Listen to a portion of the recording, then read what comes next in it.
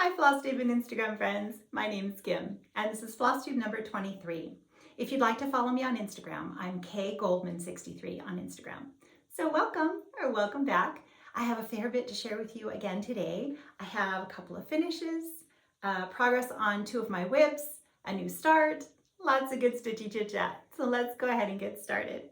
So this first finish I want to share with you, the inspiration, Andrea Heath on Instagram finished this beautifully, and I wanted to make sure to share that with you. Just a simple pillow. Thank you for letting me share, Andrea. And so as I explained last time, so we were looking, my friend Shelly, hi Shelly Key X Stitch, we were looking for something to start next to stitch together, and I had said I saw this. It comes from this book, The Sewing Club. And we very last minute threw out on Instagram and said, hey, we're going to start this if anyone would like to join. And many of you did, so thank you so much. So we did the hashtag The Air of Other Summers, that's the name of this chart, and then with friends, SAL. So please continue to feel free to start it, to join in, to post to the hashtag. There's a lot of wonderful eye candy over there. A couple of people have finished as well. I was going to make this into a pillow, but I don't have a lot of fabric on hand, and I just didn't get around to getting any. So I was just kind of thinking, well, maybe I'll pick it into a pillow and set it in this little thrifted tray. I just decided I pinned it, sort of semi-pinned it over a piece of foam core, just to see. It'd also be nice on the top of a box or the side of a box or a basket. I mean, any number of things would make a good finish for this. But I stitched this on 36 count up in the attic by Fox and Rabbit.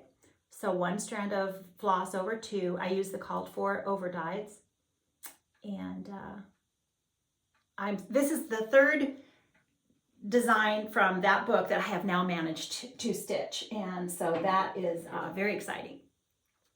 Okay, then the next one that we were looking, like many of us, I have a very long list of things that I want to stitch. And a lot of times, I don't know why something all of a sudden just gets pushed to the front, but this one I know. So I'm going to talk about this right here. It's going to come from this book here, In Friendship Swag by Blackbird Designs. Lots of future planned stitch-alongs in here.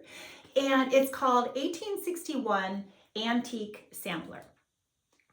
And what happened was with this one, because it's been on the radar for a number of years now, and the first person I remember seeing share this was Laura from Brenda and the Serial Starter. Hi, Laura.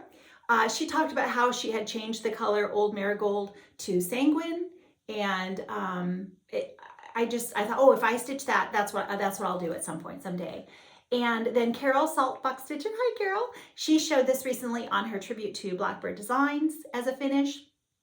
And then the last one, and it just pushed me over the edge, was Michelle. Hi, Michelle from The Striped Rose. And she has the latest Flosstube up just recently, so I hope that you've all been over to catch that latest episode. And when I saw her show her finished framed piece, I just said, that's it. And I asked Shelly, I said, Shelly, this has to go to the top of the list. Like, can we please stitch this next? So we did another, threw this out on Instagram and asked if anyone wanted to join. A couple of you have. And so this hashtag is the 1861 Antique Sampler with friends, SAL. And you can find us over there. Shelly has finished this as well. So now let me talk about, before I forget, this is just a thrifted frame. It's plastic. I think it fits in here perfectly. I did do a 36 count Mellow by Picture This Plus. It calls for 32, I believe, and it's probably 2 strands. I did not change the colors. I used all the called for, even though I had planned on using the Sanguine. I think Michelle changed hers as well. She was like, oh, that Old Marigold, it was a little wild. And she changed it to something she had on hand. I don't often stitch with orange, I would say outside of the fall, but I just thought it looked really, really nice on the Mellow, and I had it, and I really love it, so I didn't change that. I did the letters F and G were actually charted to be in the tin bucket, but they stood out too much for me because none of the other letters were charted that way, and so I didn't. And some of the other colors I might have changed if I thought about it a little bit more, like this brown, it's Caramel by Classic Colorworks. It's a little brown, and I think I would have lightened it up because on the chart it looks a little bit lighter. I do have a couple of oopsies in this.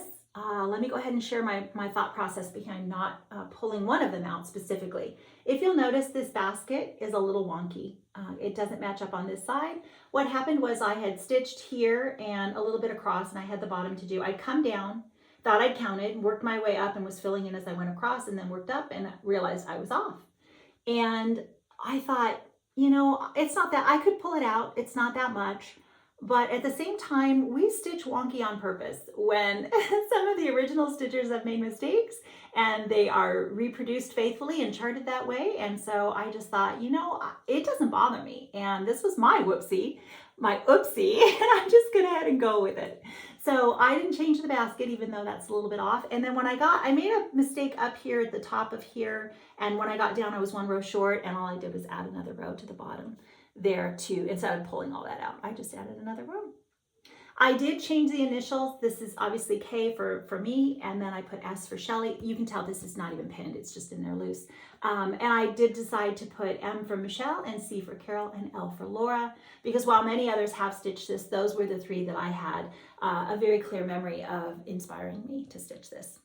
So that's fun. And please, again, if you decide to start this and you were so inclined, I hope that you will post to the hashtag so we can continue to encourage each other in stitching it. All right, so then I had I shared this with you last time as a finish, and I have now since finished waxing the frame with, let me show that to you one more time. It's the Folk Art Home Decor Wax. And I finished putting another couple of coats on. I think it was 2 coats all together over. It was already white. It's some plastic composite frame, and I painted it white, and then I decided when I was going to use it for Jane Southward. Oh, let me show you Jane. So this is Jane if you stitch her in her entirety. This is GGR, Jane Southward. Absolutely beautiful. And I obviously have only stitched a portion. That's just because I want to avoid a little bit of border stitching, and this was my favorite part of the design. I do like the top row as well. But let me tell you a few things I have added since the last time. I did add a bit in here to fill this space in a little bit. I put my initials. I added another little leaf. I think I added another leaf on the bottom here. I recognized I hadn't finished one of them. I did add a few more of the diamonds up here. And then I put the JS for Jane Southward. I just picked a chart that I have had. I save all my charts with alphabets, and I save them so that I can have access to a lot of beautiful alphabets. I was going to put the year here, and I may still, but for right now, I actually think that it's filled in nicely, and I'm very pleased. I did use the colors that, some of the colors that hi Elizabeth, Wicked Pretty Alice on Instagram. She shared that she changed it to Red Pear and Sanguine. I did not have Sanguine, so this is Cinnabar. And originally it calls for like a peach color, and I just decided I liked the pink better. So that is my Jane Southward, and I think that she looks lovely in this frame. I did pull down, see if I can set this back up here. All the fabric is still, if you can see, I could stitch the entire thing if I decided, and I'll put this on the wall and mull it over for a while before I decide to pull that off. Or cut it off. But until then, I think that she looks fine. Usually I'll have that tucked. But I did pull down Rachel, right here, Rachel Howell. No, Rachel, oh my gosh, I drew a blank. Hold on, I know. By Needle Made Designs, Rachel Long. There it is, Rachel Long by Needle Made Designs. And I have altered her quite a bit as well. But she was a little higher last time, and I thought, oh, see why? They're both on 40 Count Vintage Meadow Rue by Lakeside Linens, and they've both been altered quite a bit by me. Okay, so that was my other finish. And I did get a couple of the ones that I shared last time in their frames. I told you these were the frames I thought I was going to use. This is from the Winds of Autumn book. I think it's called Autumn Song, and fit in there very nicely. And then this one is the Strawberry Harvest by Cottage Garden Samplings. And I actually even got fancy and put the backing on here. This is just duct tape, and it didn't fit, and I couldn't get it back in there with the stitch piece, so it'll be fine to And if this isn't lined up nice and straight, I will probably just hot glue a little hanger at the, if I end up putting it on the wall, which I probably will, I'll just hot glue a little hanger on here so that it'll hang nice and straight, and that'll work out well. Okay, so we're good. So those are all my finishes. I think that next we're gonna go on to, I had a couple of whips I made some progress on, so works in progress. And I'm going to share the charts with you. Several of you have still asked. So it's the Seasons by Blackbird Designs, Loose Feathers. And it's Loose Feathers and then the name of the season. So all three of these together. I did change the lettering to reflect the scripture verse from Ecclesiastes 3:1. And that's because my friend Misty, hi Misty, Luminous Fiber Arts, had that brilliant idea. And I said, oh yes, that's what I'm going to do. I have charted out the rest of it to, I didn't know if I was going to make it say ECC, because I can't fit Ecclesiastes, and 3:1, or if I'll make it a larger abbreviation of ECC LE or LES. I haven't for sure decided, so I guess you'll see when I know. I'm using most of the called for overdyes. I have made a few substitutions, and I did go. It might be number 19 where I talked about the spacing of how I spaced everything out. Basically, I just made a working copy and cut and paste the letters. Did a little bit of math, to try to make it fit across there nicely. And let's see what else. I stitched a lot of all of this in here since we were together last. I think I added some strawberries, a few things over there as well, and got a little bit more border stitching. I don't think I did any. Oh, I was going to say, this just isn't stitched here. That's why there's the outline color. There's two colors used in the bird. There's three actually, but the two brown colors, it's maple syrup and wood. It's either wood smoke or wood trail, but they're variegated, and a lot of times the variegation doesn't. So right here you can see the wing a little bit better, but there's a lot that's actually meant to show up as it does on the charts, but it just doesn't. I think it looks like, so here for example, I don't know if the bird is lighter and that's why there's more shading with the darker colors, or if they just were more selective in choosing darker portions of the floss. These were a number of years ago. The floss, there could be dye lot changes, but if you wanted to make a little bit of that show out, just maybe choose a darker color for the instead of one that's so closely variegated. I think that's pretty much it. I talked about some of the other changes last time, but really pulled this out and couldn't put it down for a couple of days. Really enjoyed stitching on that. Okay, so then the next whip I had that I made some good progress on is Agnes, Lyle by Wild Cyrus Snaps. Christina, hi Christina. And I've already told you how much I love this chart. It's the colors, and just the house, the peacock, it's everything about this chart. I did make some changes. If you'll notice in the cartouche here, I have changed a little bit. It says Agnes, Lyle, and then the word sew, which is supposed to go with the word wed, sewed, which I just kept reading so wed, and I decided I was just going to change that a little bit. And I also didn't use the lettering here. I took the word Glasgow and I added the word Black Isle because that reflects where she was born, in Glasgow, and then I know she moved to Black Isle and had a home there with her husband and kids, and so I just reflected that there. And you can see I changed the lettering in I did do the over one. Are you guys proud of me? I did do a lot of over one lettering there, which is really not that hard. This is 40 count Brenda's Brew, and I'm using all the called for that Christina charted. It's not hard to do the over one for me when I don't have to stitch bulk stitching, so I was able to use just the regular flosses. I didn't have to use Tudor silk or anything a little bit thinner. I did learn a fun new way to start over one, and I want to point you, I'm going to talk about this again in a minute, but Stitching by the Shore, Laura, hi Laura, she shared on her episode number 77. So what I'm going to do is try to link Laura's video so that you can follow her video and the link that she shares to the other floss tuber, I believe it's Doodlebug, that has the over one start that I used and I really loved already. So yeah, so hopefully I'll be able to do all those links and you can go over there. And then hear Laura talk about, how she discovered it, why she was looking to use it and all of that. So let's see, there's the change in the lettering there, Glasgow and Black Isle. I did want to point out, I remembered I told you that the border is a little tricksy. It's not always all the same, so kind of watch for that. There are also a couple of spaces in between, somewhere up here in the middle, and I missed, I didn't know, and so at the end I'm one space off. Not a big deal.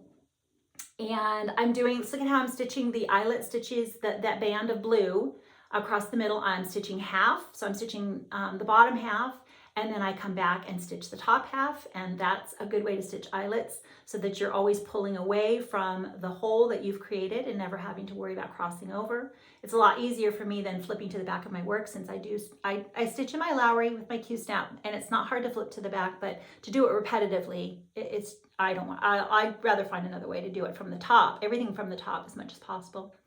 I am stitching the eyelets as well. This begonia, oh my gosh, oh, how much that color just makes me so happy.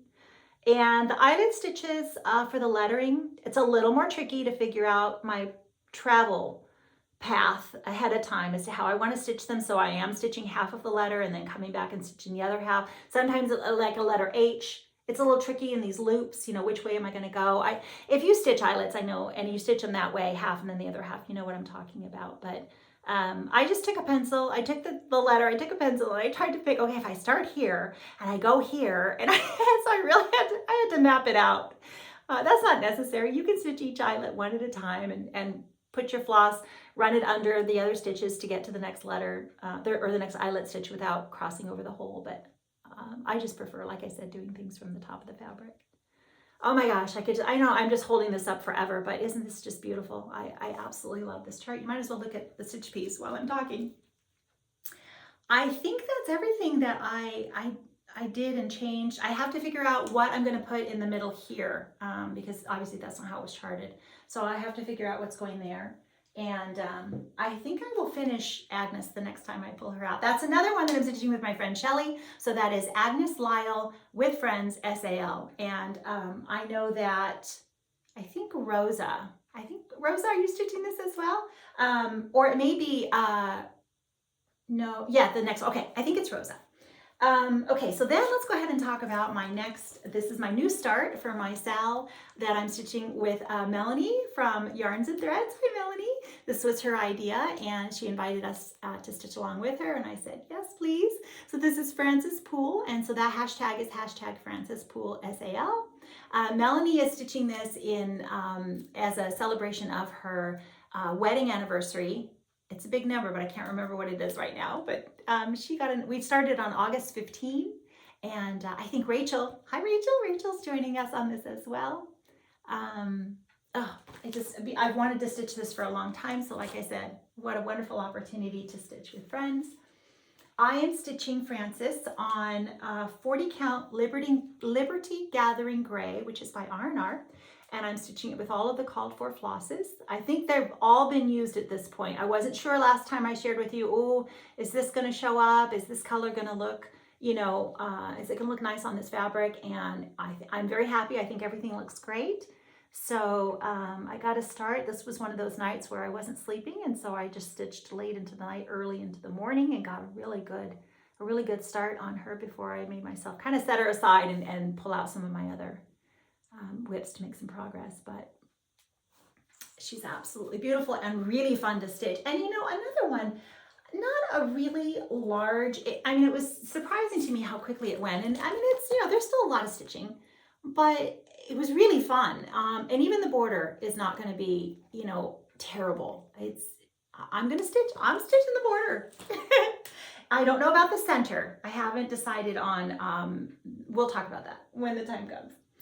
Okay, so let's go ahead. I do have some future Sals. I had something else I wanted to show that, you know, I was on Instagram very quickly this morning, and which is, you know, dangerous, right? You can stay on Instagram for a really long time, but I came across this. So this is Vicky. Hi, Vicky. And she said I could share. This is how she stores her floss as part of that hashtag that is going around right now as to how you, I can't remember what it's called, but I think you guys know which one I'm talking about. But I have, look at this. I have a sewing box just like this. And I thought, it has nothing in it. It needs to have things in it. And I thought this was a great idea. And she also used this. I have one of these. I don't know that I'll use that one. That's probably not going to be as convenient for me. But she shows, and then of course I'd love to have one of these. I've been looking every time I go to an antique mall. I look, but so far I haven't found one. So isn't that a great idea? And just a beautiful way to store your flower or anything, right? Anyway, I just had to share that with you. And thanks, Vicki, for letting me share. Let's see what else. So we've got some future stitch-alongs that I shared last time in case you wanted to join. So it's going to be Christmas Garden, which is this one here, from Home for the Holidays from Blackbird Designs. And I have got my flosses. I am going to use the called for. I don't have all of them here. I have them, but they're not all right here. But the two that I think people were a little bit, unsure about if they wanted to use the called for, just because of the variegation, the Calico Kitty, and I think even the Fool's Gold. They changed quite a bit in their variegation, but I'm going to use them. Carol said that they were perfect, and so I am going to use the called for. I was thinking I was going to use Platinum by Zweigart, just plain Platinum, but I don't know if somebody mentioned it. It made me think Vintage Light Exemplar by Lakeside Linens, and I have a piece of that, so I'm going to do some floss toss coming up. But several of you are on board for that. I know Kim, hi Kim, and is it Joke Crafts? I think you said that you have this one. I can't remember, I'm sure I'm forgetting. Oh, Amanda, Alba Stitcher. Hi Amanda. She said that she's been looking for a reason to start this one as well. So lots of fun. So that's going to be starting up September 1st. And I imagine it's going to be Christmas Garden with Friends SAL. I'm pretty sure that'll be the hashtag. So I hope that you'll join us.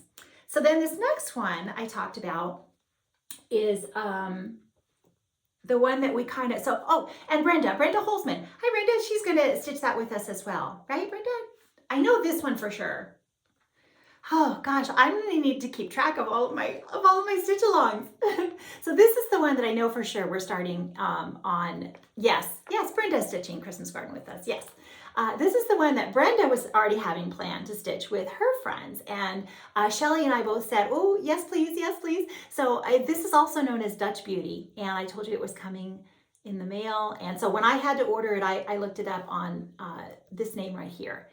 And even if you don't want to stitch the whole thing, which I won't be, there are so many fun motifs on here that you can choose from. So my plan was originally just to stitch like from this vase up and maybe even adding the tulips and across and down and just stitching that portion. But I might even just do some working copy cut and paste and see if I want to change it up. I don't know, lots of fun ideas on this. And I know Susan Stanley from Stitch in Time. Hi Susan, she wants to start this with us. And Tessa, hi Tessa, she left a comment saying that I believe this is one that she wants to start. I'm sure there's many more, but we're plenty of time. That's not going to be till January. So go ahead and think about whether you'd like to join us for that.